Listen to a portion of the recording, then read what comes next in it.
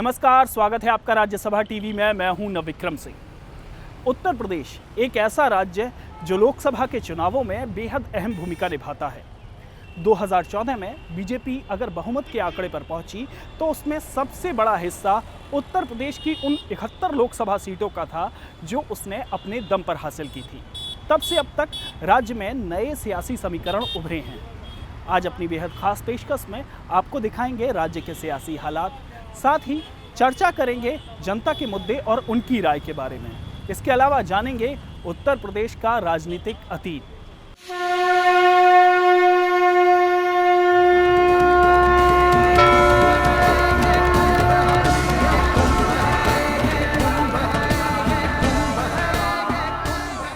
कुंभ के सफल आयोजन से दुनिया भर में सुर्खियां बटोरने वाले उत्तर प्रदेश में इन दिनों सियासत के महाकुंभ की तैयारियां जोरों पर हैं।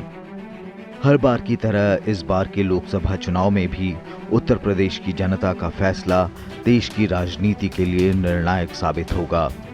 राजनीतिक लिहाज से सबसे महत्वपूर्ण राज्य उत्तर प्रदेश में लोकसभा की 80 सीटें हैं।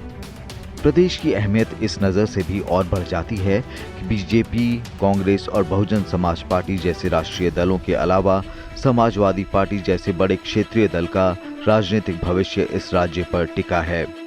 तो यहाँ से प्रधानमंत्री नरेंद्र मोदी, कांग्रेस अध्यक्ष राहुल गांधी और समाजवादी पार्टी के राष्ट्रीय अध्यक्ष अखिलेश यादव चुनावी मैदान में हैं। प्रधानमंत्री नरेंद्र मोदी ने पिछले लोकसभा चुनाव में वाराणसी से चुनाव लड़ा और 5 लाख से भी ज्यादा वोट हासिल किए, जबकि समाजवादी पार्टी, बहुजन समाज पार्टी और कांग्रेस के उम्मीदवार कुल मिलाकर 2 लाख वोट भी हासिल नहीं कर पाए। कभी कांग्रेस का गढ़ रहा पूर्वांचल इस वक्त बीजेपी का सबसे मजबूत किला है। पिछले लोकसभा चुनाव में चली मोदी लहर ने इस पूरे इलाके से विपक्षी दलों का सफाया कर दिया था और आजमगढ़ को छोड़कर पूर्वांचल की सभी सीटों पर बीजेपी और उसके सहयोगी दलों का कब्जा हो गया था।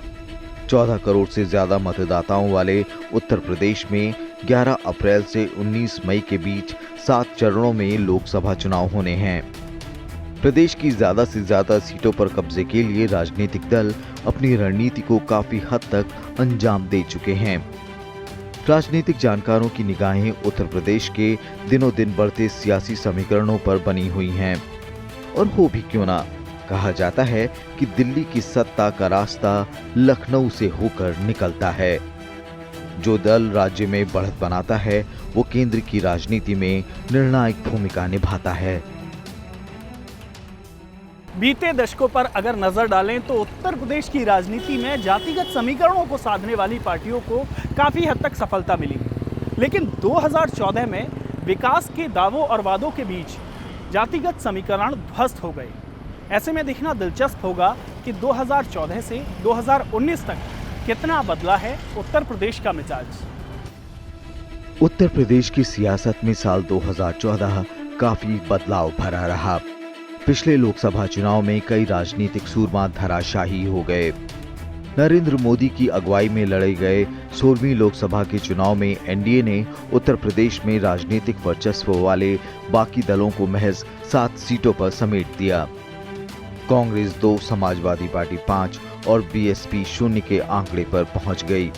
सबका साथ सबका विकास के नारे के साथ केंद्र में पूर्ण बहुमत से सत्ता में आई बीजेपी ने साल 2017 में प्रधानमंत्री नरेंद्र मोदी की अगुवाई में उत्तर प्रदेश विधानसभा का चुनाव लड़ा तो राज्य में ये सत्ताधारी समाजवादी पार्टी और कांग्रेस मिलकर चुनावी मैदान में उतरी और नारा दिया कि यूपी को ये साथ पसंद है। राहुल गांधी और अखिलेश यादव की तमाम कोशिशों के बावजूद विधानसभा चुनाव के नतीजों में कांग्रेस की सीटें दहाई के आंकड़े तक नहीं पहुंच सकी।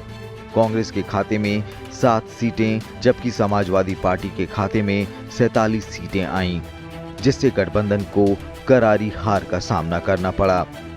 जबकि तीसरी शक्ति रही बीएसपी भी महज 19 सीटों पर सिमट गई। नोटबंदी के बाद लड़े गए इस विधानसभा चुनाव ने ये साबित कर दिखाया कि प्रधानमंत्री नरेंद्र मोदी के जादू में कमी नहीं बल्कि पहले से ज्यादा बढ़ोतरी हुई है। पिछले 30-40 सालों में ऐसी फ़ैन फॉलोइंग वाला कोई नेता नहीं मिला जिसके कि, और ख़ास करके उत्तर प्रदेश में जहाँ की राजनीति बड़ी जटिल है और समाज बड़ा जटिल है, बहुत तरह के फैक्टर्स पर वोटिंग होती है, कभी कास्ट हो जाता है, कभी क्षेत्र हो जाता है, और वहाँ पर जिस हिसाब से मोदी जी की जो लोकप्रियता है वो ये बताती है कि रणनीतिक तौर पर जो भाजपा जो संदेश देना चाह रही थी वो उसमें सफल रही है। बीते महीनों में पूरे देश में बीजेपी के खिलाफ महागठबंधन बनाने की कोशिशें हुई। सियासी जमीन खिसकती देख एक दूसरे के खिलाफ आग उगलने वाली पार्टियों ने हाथ मिलाया और एक दूसरे से गिले शिकवे दूर किए। सपा बसपा में जिस तरीके की दुश्मनी की हद तक जो राजनीति थी वो अचानक एक चुनाव के बाद पलट जाती है और दो धुर विरोधी पार्टियां एक हो जाती हैं और दोनों एक दूसरे की शान में कसीदे पढ़ने में जो है कोई कमी नहीं, कोई कसर नहीं छोड़ते हैं। तो और सिर्फ जो भाजपा का जो सोशल इंजीनियरिंग थी उसका एक बड़ा कारण था। उत्तर प्रदेश में इस बार समाजवादी पार्टी, बहुजन समाज पार्टी और राष्ट्रीय लोकदल ने गठबंधन को आकार दिया तो इससे कांग्रेस को दूर ही रखा। इस गठबंधन ने प्रदेश की 80 में से सिर्फ 2 सीटें अमेठी और रायबरेली पर उम्मीदवार न उतारने का ऐलान किया और साफ किया कि कांग्रेस के साथ उनका कोई गठबंधन नहीं है। जवाब में कांग्रेस ने अपने उम्मीदवारों का ऐलान करते हुए कहा कि वो 7 लोकसभा सीटें सपा बसपा आरएलडी गठबंधन के लिए और 2 सीटें अपना दल के लिए छोड़ रही है, जबकि अपना दल इस बार भी बीजेपी के साथ चुनाव लड़ रहा है। जवाब में बीएसपी सुप्रीमो मायावती ने साफ किया कि कांग्रेस प्रदेश की सभी लोकसभा सीटों पर अपने उम्मीदवार उतारने को आजाद है और उनका गठबंधन बीजेपी से मुकाबले के लिए अपने आप में काफी है। इस तरह देश में गठबंधन की पैरवी कर रही कांग्रेस सबसे बड़े राज्य में ही अलग थलग पड़ गई। सियासत का रंग कभी एक सा नहीं रहता, ये बदलता रहता है। इसी बदली हुई सियासत के तहत जब सपा बसपा को लगा कि उन्हें अपनी जड़ों को मजबूत करने की जरूरत है तो धुर विरोधी रही पार्टियों ने हाथ मिलाया और उत्तर प्रदेश की राजनीति ने नई करवट ली। हालांकि इस कवायद में उन्हें बड़ी चुनौती अपनों से ही मिल रही है। उत्तर प्रदेश में समाजवादी पार्टी की बुनियाद मजबूत करने में अहम रोल निभाने वाले वरिष्ठ नेता शिवपाल सिंह यादव ने 2017 के विधानसभा चुनाव में पार्टी की हार के बाद अखिलेश यादव पर निशाना साधा। उन्होंने खुद को समाजवादी पार्टी में दरकिनार करने का आरोप लगाया और लगातार हो रही अपनी उपेक्षा का आरोप लगाकर पार्टी से अपने समर्थकों के साथ बाहर हो गए। शिवपाल सिंह ने लोकसभा चुनाव से पहले ही प्रगतिशील समाजवादी पार्टी बनाकर प्रदेश में अपने ही भतीजे अखिलेश यादव के खिलाफ ताल ठोक दी। शिवपाल सिंह यादव का केवल एकमात्र लक्ष्य है कि अखिलेश यादव के उम्मीदवारों को यूपी में हराओ। रामगोपाल यादव के बेटे और शिवपाल एक दूसरे के खिलाफ है फिरोजाबाद में, सगे चाचा भतीजे, ये स्थिति पैदा हो गई। तो शिवपाल तो वोट काटू होंगे और वो इतना ज़्यादा नुकसान पहुंचाएंगे समाजवादी पार्टी को जिसका फायदा होगा भारतीय जनता पार्टी को। शिवपाल सिंह यादव राज्य के छोटे राजनीतिक दलों से गठबंधन की कोशिशों में जुटे हैं, जिससे समाजवादी पार्टी को नुकसान उठाना पड़ सकता है। इसके अलावा दलित ब्राह्मण सोशल इंजीनियरिंग के फार्मूले पर 2007 के विधानसभा चुनाव में 206 सीटें जीतकर चौथी बार सीएम बनने वाली मायावती के लिए भी इस बार मुश्किलें कुछ कम नहीं हैं। एक समय बीएसपी के बड़े नेता रहे स्वामी प्रसाद मौर्य, नसीमुद्दीन सिद्दीकी और ब्रजेश पाठक 2017 के विधानसभा चुनाव से पहले ही दूसरी पार्टियों का दामन थाम चुके हैं। बीते कुछ सालों में उत्तर प्रदेश की राजनीति में बरसों तक कद्दावर रहे राजनेता अब बदल चुके हैं। इस बार कई ऐसे चेहरों ने दस्तक दी है जो आने वाले समय में भारत की राजनीति में बड़ी भूमिका निभा सकते हैं। अखिलेश यादव पिछले लोकसभा चुनाव में भले ही राज्य के मुख्यमंत्री रहे हों, लेकिन पार्टी की कमान और टिकटों का बंटवारा मुलायम सिंह यादव कर रहे थे, जबकि इस बार हालात बदले हुए हैं। पार्टी में चाहे टिकटों का बंटवारा हो या गठबंधन का फैसला या फिर स्टार प्रचारकों की सूची, सब कुछ अखिलेश यादव के हाथ में ही है।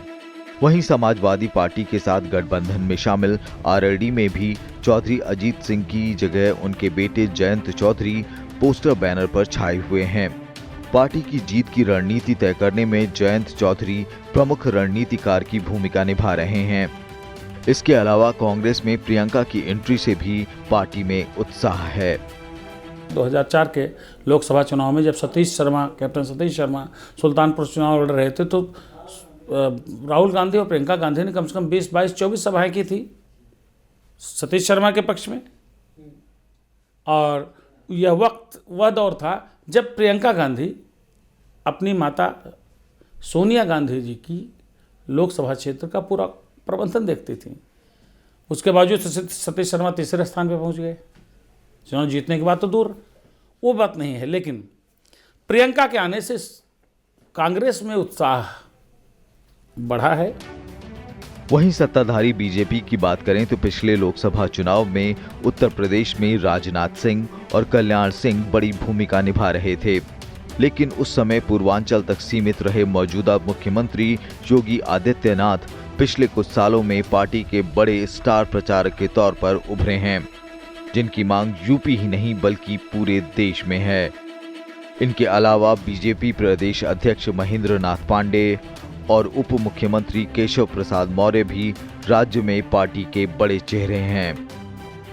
हर बार की तरह इस चुनाव में भी अपने अलग मुद्दे हैं। किसान, बेरोजगारी, एयर स्ट्राइक, आतंकवाद, राम मंदिर जैसे कई ऐसे मुद्दे हैं जो हर राजनीतिक दल अपने तरीके से भुनाने की कोशिश करेगा। अब देखना ये दिलचस्प होगा कि चुनाव में मुद्दे हावी होते हैं या चेहरों को तवज्जो मिलती है। एक भारत श्रेष्ठ भारत के लक्ष्य के लिए बीजेपी की ओर से पिछले लोकसभा चुनाव में सबका साथ सबका विकास के रास्ते पर चलने की बात कही गई थी। पार्टी की ओर से सभी वर्गों के लिए किए गए वायदों में किसानों की आय में इजाफा भी शामिल था। किसानों का कहना है कि सरकार ने इसके लिए काफी हद तक काम किया है, लेकिन कुछ काम अभी किए जाने बाकी हैं।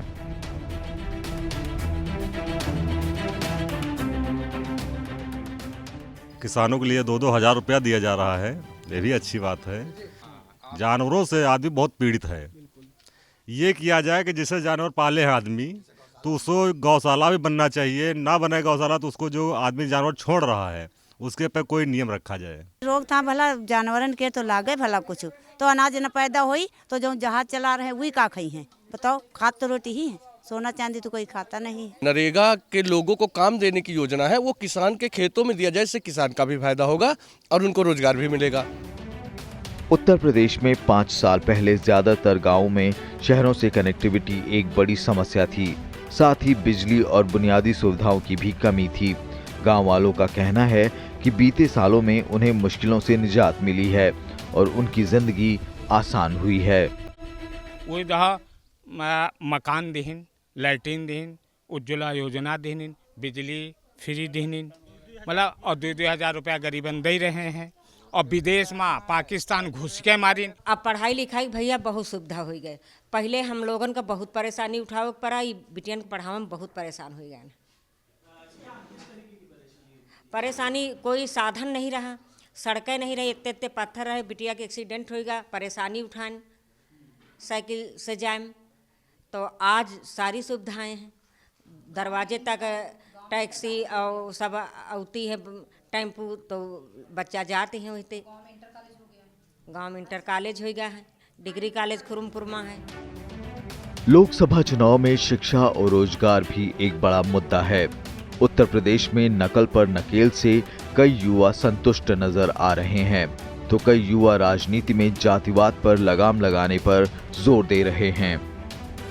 समीकरण बनाकर हम यहाँ टिकट दिए जाते हैं, लोगों जातिगत ध्रुवीकरण करके काम किए जाते हैं, कोई भी पार्टी हो। लेकिन जो वास्तविक ये हमारे भाई मान लीजिए यही है, नॉर्मली हकदार ये हैं, लेकिन दिया जाएगा इन्हें क्योंकि जातिगत समीकरण बन रहा है, तो आदमी सही रूप से काम नहीं कर पाता है। वर्तमान सरकार ने शिक्षा के क्षेत्र में बहुत से कार्य किए हैं, बहुत से सुधार भी आए हैं। और जैसे अभी आपने देखा शिक्षा माफिया जितने गिरोह थे, इन सब के ऊपर लगाम लगी है। और आगे जैसे कि शिक्षा के क्षेत्र में कार्य हो रहे हैं, अगर आने वाली सरकार कोई भी सरकार हो, अगर यही योजनाएं आगे चलाती रहेगी तो युवाओं को आगे बढ़ने के बहुत से रास्ते खुलेंगे। राम मंदिर पिछले कई लोकसभा चुनाव से उत्तर प्रदेश में बड़ा चुनावी मुद्दा रहा है, लेकिन इस बार लोग राम मंदिर के मुद्दे को पहले की तरह तवज्जो नहीं दे रहे हैं। अरे मंदिर तो बन ही जाएगा, अभी तो हम पाकिस्तान से निपट के आए हैं, सर्जिकल स्ट्राइक हुई है, और क्या चाहिए, मंदिर तो बन ही जाएगा। जानकारों का मानना है कि राम मंदिर के मुद्दे को तवज्जो न मिलने के कई कारण हैं। राम मंदिर के मुद्दे से ज़्यादा जो मुद्दा अहम हो गया वो सर्जिकल स्ट्राइक वाला हो गया, और ये एक भावनात्मक देश है, भावनाओं से सोचता है। हम लोग टेलीविज़न चैनल पर बहुत बहस कर लें हुआ नहीं हुआ, पर इस सर्जिकल स्ट्राइक ने लोगों को ये महसूस करा दिया है कि हाँ, पहली बार ये सरकार जो है वो कुछ करने का मादा रखती है। इसके अलावा उत्तर प्रदेश में हर इलाके के अलग मुद्दे हैं, जैसे पश्चिमी उत्तर प्रदेश में हाई कोर्ट बेंच का गठन और इंडस्ट्रियल पॉलिसी में सुधार, पूर्वांचल में ढांचागत विकास की गति में कमी और बुंदेलखंड में अलग राज्य बनाने की मांग समेत कई मुद्दे हैं जो कई दशकों से चले आ रहे हैं। उत्तर प्रदेश में हर राजनीतिक दल अपनी उपलब्धियां और मुद्दे लेकर जनता के बीच जा रहा है, लेकिन ये देखना दिलचस्प होगा कि जनता किसके दावों और वादों पर ज्यादा भरोसा जताती है। उत्तर प्रदेश में सीटों की सियासत के अलग अलग दांवपेच खेले जा चुके हैं। लोकसभा चुनाव में अपनी पार्टी का प्रदर्शन बेहतर करने के लिए समाजवादी पार्टी प्रदेश में अपनी सरकार के दौरान किए गए काम गिना रही है। अखिलेश जी ने उत्तर प्रदेश को विकास का रास्ता दिखाया, किसानों के लिए 75% का बजट का आवंटन भी समाजवादी सरकार ने किया। गांव में किसानों के लिए, कृषि के क्षेत्र में उसके विकास के लिए, रोज़गार उपलब्ध कराने के लिए, सड़कों के लिए, पुलों के लिए, बिजली के उत्पादन को 8000 मेगावाट से 2012 से शुरू किया और 2017 तक 18000 मेगावाट बिजली का उत्पादन श्री अखिलेश यादव जी की सरकार ने किया। समाजवादी पार्टी और बहुजन समाज पार्टी उत्तर प्रदेश में हमेशा एक दूसरे के खिलाफ चुनाव लड़ते आए हैं, लेकिन बीजेपी से मुकाबले और उसके विजय रथ को रोकने के लिए सपा, बसपा और आरएलडी पहली बार इस लोकसभा चुनाव में गठबंधन को मजबूर हुए हैं और इसे जनता की जरूरत बता रहे हैं। जो भाईचारा है वो कायम रहे, समाज कायम रहे, समाज बंटने ना पावे, उसके लिए हमने ये समझौता किया। और हमें उम्मीद है कि इस बार भारतीय जनता पार्टी जो काठ की हांडी एक बार चढ़ा चुकी, अब दोबारा नहीं चढ़ा पाएगी, क्योंकि उसकी हांडी अब जल चुकी है। उत्तर प्रदेश में एसपी, बीएसपी और आरएलडी के बीच हुए गठबंधन के तहत बीएसपी 38 सीटों पर, एसपी 37 सीटों पर और आरएलडी 3 सीटों पर चुनाव लड़ रही है। इस गठबंधन से बाहर कांग्रेस का कहना है कि वो जनता से जुड़े मुद्दों को उठा रही है। उत्तर प्रदेश में सारे देश के मुद्दे हैं। ये मुद्दा जो है, इसके लिए कहीं से ऊपर से ढूंढने की ज़रूरत नहीं है और ना कहीं और दिखाने की ज़रूरत है।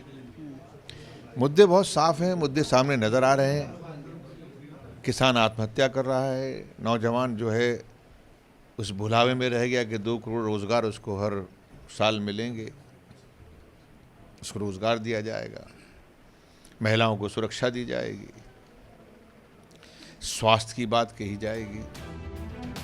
वहीं गठबंधन और कांग्रेस का मुकाबला कर रही सत्ताधारी बीजेपी इस बार 2014 के लोकसभा चुनाव से ज्यादा सीटें जीतने का दावा कर रही है। देखिए, महागठबंधन चुनौती नहीं है। महागठबंधन निश्चित तौर से मैं कह सकता हूं कि बना हुआ है, लेकिन जो प्रभाव महागठबंधन का बनना चाहिए था वह जनता की नज़र में न बना है न बन सकता है, क्योंकि उन्हें मालूम है कि जिस प्रकार से लोगों को बांट करके वह वोट प्राप्त करने का काम करते थे, वह वोट देने वाला वर्ग ही इस बात को जान गया है कि यह केवल हमारा वोट लेकर के अपना भला करना चाहते हैं। इसलिए मैं कहता हूं कि 2019 के लोकसभा चुनाव में हम 2014 से बड़ी विजय प्राप्त करेंगे। बीजेपी का कहना है कि उसने लोक लुभावन चीजों को आगे बढ़ाने की बजाय जनता और देश के हित में दीर्घकालिक एजेंडे पर काम किया है और उसे लोकसभा चुनाव में इसका फायदा मिलने की उम्मीद है। लेकिन उत्तर प्रदेश के दो विपक्षी नेताओं अखिलेश यादव और मायावती के साथ चुनाव लड़ने से राज्य की राजनीति में नया मोड़ आ गया है, क्योंकि 2014 में कई सीटें थीं जहां इन दोनों पार्टियों के कुल वोट जीतने वाले उम्मीदवार से ज्यादा थे। आजादी से पहले हो या उसके बाद में उत्तर प्रदेश की राजनीति ने कई उतार चढ़ाव देखे हैं। कांग्रेस के प्रभुत्व से लेकर बीजेपी के प्रचंड बहुमत के साथ सत्ता में आने तक उत्तर प्रदेश ने कई ऐसे राजनीतिक चेहरे दिए जिन्होंने भारत की राजनीति पर गहरा असर डाला। आइए जानते हैं उत्तर प्रदेश के राजनीतिक अतीत के बारे में। 1857 के स्वतंत्रता संघर्ष की गवाह लखनऊ की ये रेजिडेंसी उत्तर प्रदेश की राजनीतिक चेतना की भी गवाह है। आजादी की लड़ाई से लेकर राष्ट्रीय राजनीति में उत्तर प्रदेश का हमेशा अहम योगदान रहा है। कांग्रेस के 2 बार अध्यक्ष रहे मोतीलाल नेहरू से लेकर देश के पहले प्रधानमंत्री जवाहरलाल नेहरू हों या फिर इंदिरा गांधी से लेकर राजीव गांधी और राहुल गांधी, करीब करीब पूरे गांधी परिवार ने अपनी चुनावी लड़ाई के लिए उत्तर प्रदेश को ही चुना। इस प्रदेश ने अब तक देश को 9 प्रधानमंत्री दिए हैं। जवाहरलाल नेहरू, लाल बहादुर शास्त्री, इंदिरा गांधी, चरण सिंह, राजीव गांधी, विश्वनाथ प्रताप सिंह, चंद्रशेखर, अटल बिहारी वाजपेयी और 2014 में नरेंद्र मोदी। हालांकि उत्तर प्रदेश से सिर्फ प्रधानमंत्री ही नहीं बल्कि देश की राजनीति को नई दिशा देने वाले राम मनोहर लोहिया और कांशीराम जैसे नेता भी रहे हैं, जिन्होंने राजनीतिक इतिहास में अपनी अमिट छाप छोड़ी है। 16 लोकसभा चुनाव में उत्तर प्रदेश हमेशा डोमिनेंट रहा है, प्रभावी रहा है। कोई नई चीज़ नहीं है। आबादी की वजह से, लोकसभा की सीटों की वजह से, राज्यसभा की सीटों की वजह से और फिर यहाँ के राजनीतिक चेतना की वजह से, अभी नहीं अंग्रेज़ों के समय भी अंग्रेज़ों के खिलाफ सबसे ज़्यादा बगावत हुई है, तो ये बलिया आजमगढ़ और यूपी में हुआ है, उसका भी असर है। तो लोकसभा के चुनाव में या लोकसभा में उत्तर प्रदेश तो एक डिसाइसिव फैक्टर होगा ही, निर्णायक भूमिका अदा करेगा, इसमें कोई शक नहीं है। अब ये निर्भर करता है कि यहाँ जो 80 सीटें हैं वो कितनी सीटें कौन पार्टी ले जाएगी। उत्तर प्रदेश की राजनीति में अहम मोड़ तब आया जब मार्च 1977 में हुई 6ठी लोकसभा के चुनाव में तत्कालीन प्रधानमंत्री इंदिरा गांधी रायबरेली सीट पर राजनारायण से हार गईं। हालांकि कुछ साल में ही कांग्रेस का दबदबा राज्य की राजनीति में फिर कायम हो गया, लेकिन बोफोर्स मामले में वीपी सिंह ने जब सभी दलों को एकजुट किया तो कांग्रेस को सत्ता से बेदखल होना पड़ा। 89-90 में विश्वनाथ प्रताप सिंह ने बोफोर के मसले पर इकट्ठा किया था वामपंथियों को, सीपीआई सीपीएम को और बीजेपी को, और अपने जनता दल को मिला के नेशनल फ्रंट के लिए उन्हें वोट मांगे थे। तो राजीव गांधी की कांग्रेस के एक के खिलाफ ऑपोजिशन का एक कैंडिडेट था, 1 वर्सेस 1। 1 वर्सेस 1 से जितने गैर राजीव गांधी वोट थे, गैर कांग्रेसी वोट थे, वो बटे नहीं। इसीलिए राजीव गांधी जो 430 सीट लेके आए थे 1984 में, वो घट के 120 पे आ गए और विश्वनाथ प्रताप सिंह सरकार बनाने की स्थिति में आ गए बीजेपी और सीपीएम की मदद से, तभी हो गया था। तो उत्तर प्रदेश तो डिसाइसिव रहा है। 90 के दशक में उत्तर प्रदेश की राजनीति में जातिगत समीकरण हावी होने लगे और क्षेत्रीय दलों की मजबूती से सबसे ज्यादा नुकसान कांग्रेस को उठाना पड़ा। पिछले 25-30 सालों में जातियों का विभाजन बहुत गहरा हो गया है और उसी के आधार पर पार्टियां बन गईं, मुसलमान और यादवों को लेकर, और उन्हीं के साथ समाहित ओबीसी को लेकर सपा बन गई। सवर्णों की पार्टी कहलाने लगी भाजपा। एक समय की बात कर रहा हूँ, मोदी के आने के पहले की बात कर रहा हूँ मैं, ठीक। और जो एससी थे वो चले गए बीएसपी के साथ। कांग्रेस के पास कुछ नहीं बचा, तो वो पिछले 30 सालों से सीन से गायब है। सियासी नजरिए से देश का सबसे महत्वपूर्ण सूबा एक बार फिर अहम राजनीतिक मोड़ पर खड़ा है, जहां चुनाव सपा बसपा आरएलडी गठबंधन बनाम नरेंद्र मोदी बनाम कांग्रेस हो चुका है। इस बार का लोकसभा चुनाव उत्तर प्रदेश में राजनीतिक दलों के भविष्य की दिशा भी तय करेगा।